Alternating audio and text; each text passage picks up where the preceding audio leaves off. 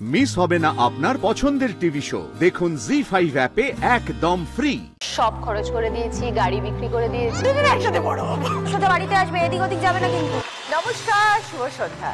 নতুন বছর, নতুন আশা, নতুন করে শুরু কাজ। আমার মঞ্চে আপনাদের প্রিয় চার অভিনেত্রী আজকে উপস্থিত। অনেকদিন পরে কাজে ফিরে শরীরতে এবার অন্যের বরকে নিয়ে টানাটানি শুরু করে দিয়েছে। তোর নিজের বর কি বলে এটাতে? কি আর করার আছে? দর্শকরা নতুন ভাবে অন্য চরিত্র যে নেগেটিভে এসছি সেটাও অ্যাকসেপ্ট করেছে। It's a big thing. কারণ দর্শক যদি অ্যাকসেপ্ট না করে না, অ্যাক্টরদের খুব প্রবলেম হয় একটা ক্যারেক্টার ফুলফিল করতে বা কি চাইছে সেটা বুঝতে। সো যেহেতু অডিয়েন্সের থেকে সেই অ্যাকসেপ্টেন্সটা পেয়েছি, আমার চরিত্রটা করতে ইজি হয়েছে। এত বছর ধরে তুই কাজ করছিস, তারপর তুই ভাবলি যে বিয়ে করব, সংসার, ফ্যামিলিতে যাব, মা হিসেবে কতটা দায়িত্ববান হয়েছে। বিয়ে হঠাৎ করে ফাইনাল হয়েছিল, হঠাৎ করে আমার লাইফে একটা ভালো প্রজেক্ট এসেছিল, তারপরে প্রজেক্টটাও চললো, বিয়েও হলো ওর মধ্যিখানে, তারপরে বাচ্চা হয়েছে। হ্যাঁ, সবার কাছ থেকে শুনেছি এই হয় ওই হয়, সেই সময় একটু টেনশন হচ্ছিল। বাট যখন ও কোলে এলো, ওকে দেখলাম, আমি দেখলাম যে তো আমার মতনই, আমিও ছোট ও ছোট, দুজন একসাথে বড় হবো। এখন সে কতটুকু? এখন 4.5 বছর বয়স হলো। ও এখন সবাইকে প্রাউডলি বলে আমি KG-C-তে পড়ি। বিশ্বাস করবে না, প্রথমবার সিরিয়ালে কাজ করার যে ভয়টা পেয়েছিলাম, ফার্স্ট টাইম পেরেন্টস টিচার মিটিংয়ে যাওয়ার জন্য সেই ভয়টা পেয়েছিলাম। পড়াশোনা করে না, এক জায়গায় স্থির হয়ে বসে না, একে মারে ওকে মারে। আমি তো ভেবেছিলাম এতদিন টিচার বলবে, আমি মাথা নিচু করে এরকম শুনো, তারপরে তোকে বলছি বাড়ি চল, তারপরে তোর হচ্ছে। বিশ্বাস করো, স্কুল থেকে টিচার একটাই কথা বললো যে ওর মধ্যে পোটেনশিয়াল আছে, হ্যাঁ একটু টকেটিভ কিন্তু ভালো। আমি না আকাশ থেকে পড়লাম। অমর সঙ্গীর বিপাশার জন্য অনেক শুভেচ্ছা। Thank you so much. এবার আমরা খেলা শুরু করবো শরীরে। একদম। এবার দেখবো আমরা সবার জন্য কি খেলা। Ready, start.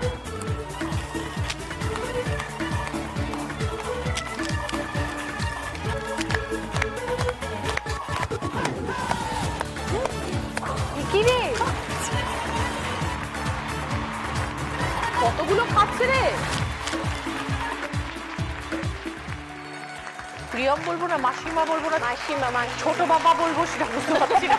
জীবন কিরম চলছে? যবে থেকে ছেলে হয়েছে এমন একটা যাচ্ছে যে 6 মাস আমি অ্যাক্টিভ থাকি, 6 মাস তারপর আমি বাড়ি চলে যাই। মানে ওই রকম ভাবে আমি কাজটা ব্যালেন্স করছিলাম। কিন্তু এই লাস্ট অষ্টমী করার পর থেকে মার শরীরটা একটু খারাপ হয়, কারণ মাই তো বেশিরভাগ ছেলেকে দেখেন, সবটা মাই করেন, মা ছাড়া মা হওয়া যায় না। তো যখন ছেলের ছুটি থাকে, ধর তোরও ছুটি রইলো, দুজন মিলে বাড়িতে কি করিস? কেন অভিনয় করি,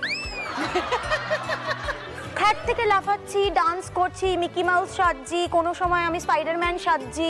শুধু পেমেন্টটা আসছে না, বাদ বাকি সব অভিনয় আমি করছি বাড়িতে। শুভ এসে বললো যে তুই ছেলেকে ট্রেনিং দিয়ে রেখেছিস, সিসিটিভি ক্যামেরার মতো হয়ে গেছিস, সারাক্ষণ বাবার পিছনে লাগিয়ে রেখেছিস ওকে। একদম, মানে আমার ছেলে পুরো তৈরি বেরিয়েছে। ও ধরো বেরোচ্ছে, শুভজিৎ কোথায় যাচ্ছ তুমি? শুটিং এ। এত সাজের কি হয়েছে? খোলো খোলো খোলো, সানগ্লাসটা খোলো, দিয়ে দাও। শোনো, শুটিং এ যাচ্ছে, সোজা বাড়িতে আসবে, এদিক ওদিক যাবে না কিন্তু। ট্রাস্ট মি দিদি, আমি কিচ্ছু শেখাই না। মানে ও জানে বাবা এদিক ওদিক চলে যায়। ও আমার দিকে এরকম করে তাকায়, আমি তোমারই ছেলে, আমি কিছু বলিনি। খুব ভালো, ভালো থাকিস প্রিয়ম, খুব ভালো থাকিস। থ্যাংক ইউ দিদি। ওল গোল, ওল উঠতো, লাফালাফি, লাফালাফি, মজাদার। কত বছর হয়ে গেল ইন্ডাস্ট্রিতে? 2008 থেকে কাজ করছি। 2008-এর ঈশানী আর আজকের ঈশানী কতটা স্ট্রং? অনেক, মানে 2008 মানে তখন আমি মাধ্যমিক দিয়েছি সবে। আমি তখন অনেক ছোট। মা নিয়ে যেত কাজ থাকলে, শুটিং থাকলে, তারপরে আস্তে আস্তে নিজে চলাফেরা করতে শুরু করলাম। কি করতে হবে বলছিলাম যে আমরা আগে কত পার্টি করতাম, বাইরে বেরোতাম, এত আমাদের বন্ধু বান্ধব, এখন সেটাও অনেক সীমিত হয়েছে। আগে বাড়ি যেতে ইচ্ছে করতো না, এখন বাড়ি ছাড়া বেরোতে ইচ্ছে করে। এবার আমি বুঝে গেছি, মেকআপ রুমে আসার পর থেকে ওকে ঈশানীকে এমন বলা হয়েছে, ঈশানী আর বিয়ে করতে চাইছে না। চান্সই দেখছি না আমি বিয়ে করার। বাবা, ভয়ঙ্কর ব্যাপার। ঈশানী একটা টাইম ছিল, হ্যাঁ, যখন মেয়ে উড়তো, ওকে রঙিন ছিল, পুরো এরকম এইদিকে একটা ছেলে ওইদিকে একটা ছেলে তাকিয়ে আছে, ও স্ট্রেট হাঁটছে। এই কারণেও বিয়ে করতে চায় না, ও জানে এই ডিমান্ড কমে। সেটা কি ও এখনো? খবর আছে, এখন স্টেডি, এখন আর উঠছে টুটছে না, এখন ডালে বসে গেছে। কবে বিয়ে ঈশানী? সে তো রাজি, মানে যদি সব ঠিক থাকতো তাহলে এবছর হতো হয়তো, কিন্তু হয়তো নেই। সে তো অনেকদিন হয়ে গেল তোমার সাথে আছে। হ্যাঁ, মা অ্যাডমিট হয়েছে 2nd August। তার আগের দিন আমার সাথে আর আমার যে পার্টনার অনির্বাণ, আমাদের দুজনের সাথে বসে মা গল্প করেছে। আচ্ছা, করে ঘুমাতে গেছে। ওকে।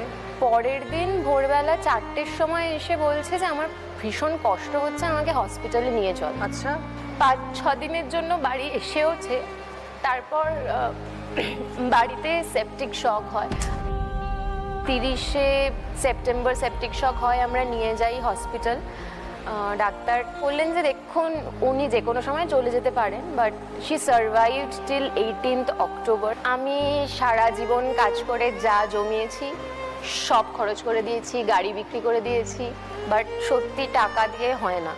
হ্যাঁ, আর অন দিস কনটেক্সট আমি একটা কথা ডেফিনেটলি বলতে চাই, সবাইকে বলতে চাই যে বাড়ি গাড়ি টাকা পয়সা সব হবে, কিন্তু সবার আগে একটা ভালো বড় অ্যামাউন্টের মেডিক্লেম সবার দরকার, না হলে ইটস ভেরি ডিফিকাল্ট। সত্যিই তাই। তো এখন তাহলে আবার নতুন করে সব নতুন করে শুরু হয়েছে। অনির্বাণ আছে তোমার পাশে, তোমার হ্যাঁ, মানে হসপিটালের সমস্ত কাজ অনির্বাণই করেছে, কারণ আমাকে রোজ শুটিং করতে হয়েছে, বিকজ আমার রোজগার করতে হবে। ঈশানী, তোমাকে খুব সাবধানে থাকতে হবে, ভালো থাকতে হবে, এবং থ্যাংক গড যে তোমার সাথে অনির্বাণ আছে। হ্যাঁ, থ্যাংক গড কাউকে না কাউকে পাশে পাঠিয়ে দেয়। ভালো থাকবে ঈশানী, কাজ করো ভালো করে।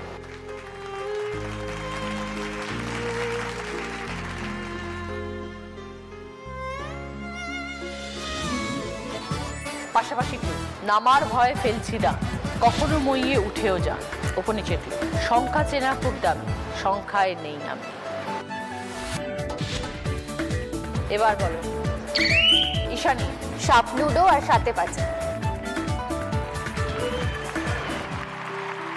প্রথমবার আমার মঞ্চে ঋতুপর্ণা। আজকে আমরা ঋতুপর্ণার সব গল্প শুনবো। কোথায় বড় হয়েছে, কোন স্কুল কলেজ, কোথায় কেটেছে তোমার ছোটবেলা? এখন যেখানে বাড়ি সেটা হচ্ছে হাওড়া, কিন্তু আমার বেড়ে হয়ে ওঠাটা পূর্ব মেদিনীপুর জেলা। আচ্ছা।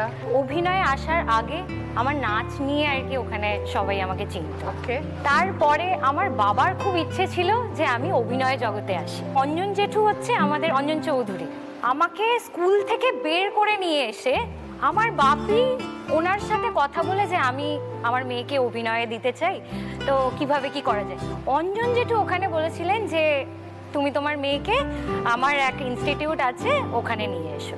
আমার তারপরে ওই পূর্ব মেদিনীপুর মেছেদা থেকে কলকাতার জার্নি স্টার্ট হয়। অঞ্জন জেঠুর এরাও শত্রু জি বাংলাতেই হতো, ওইখানে আমি বিশ্বনাথদার মেয়ের ক্যারেক্টার করতাম। তখন আমার 4 বছর বয়স।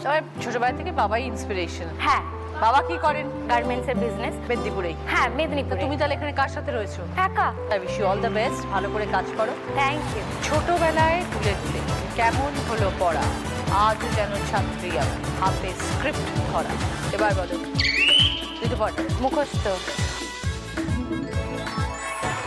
শেষ প্রশ্নের উত্তর দিয়ে আজকে দিদি নম্বর 1 ঋতুপর্ণা দত্ত।